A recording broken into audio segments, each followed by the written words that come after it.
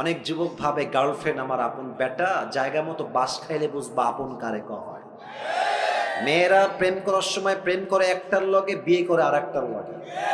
আর বিপদে পড়লে বুঝবা বাপ মা ছাড়া পৃথিবীতে আপন বলতে আর কেউ নাই যুবক ভাই।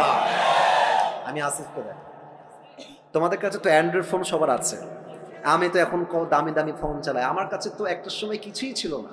তা আমার একটা কথা মনেই পড়ে গেল, বলবো মুরব্বী আব্বাজান, বলা যাবে?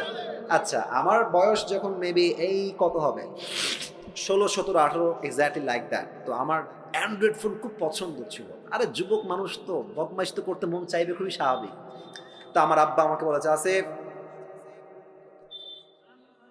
একদম খবরদার আব্বা ভুলেও ফোন চালাবো না, তুমি বড় হও, তুমি বড় ইসলামিক স্কলার হয়ে যাও, তুমি মাস্টার্স কমপ্লিট করে ফেলো, তোমাকে আমি আব্বাই ফোন কিনে দেবো। এটা আমার মুরব্বীরা ভালো বুঝবেন, আমি জানি মুরব্বীরা ভালো বুঝবে কথাটা। তো আমি ভাবছি যে তোমার কথা আমি শুনি, খালি টাকাটা হোক আমার। তো আব্বা আমাকে মাসিক খরচ দেয়, প্রত্যেক মাসে 500, 1000 যা হয় দেয়।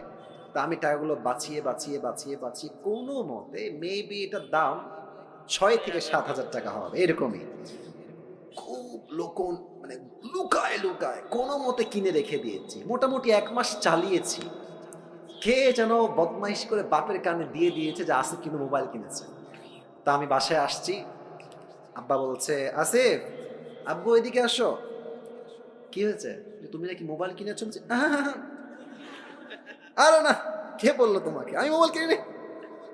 আব্বা আমি কিন্তু শুনছি, আমার বাপ কিন্তু খুলনার লোক, আমিও খুলনার লোক, আমার সবার জন্ম খুলনায়। বলছে, আব্বা তুমি কেনছো? আমি কিন্তু শুনছি। কোয়ানে দাও, আমার বাড়ি করে দাও। আব্বা আমি কিনি নাই, এই মিথ্যা কথা, তোমার কিটা কইছে আমি কিনি নাই। আবার বলছে, আমি জানি কিনেছো, বের করো। আমি বলছি, আমি এই ফোন তোমাকে দিব না। বিশ্বাস করো না, আমার বয়স প্রায় 25+, প্রায় 30-এর কাছাকাছি। আমার আব্বা জীবনে আমাকে কোনোদিনও মারে নাই।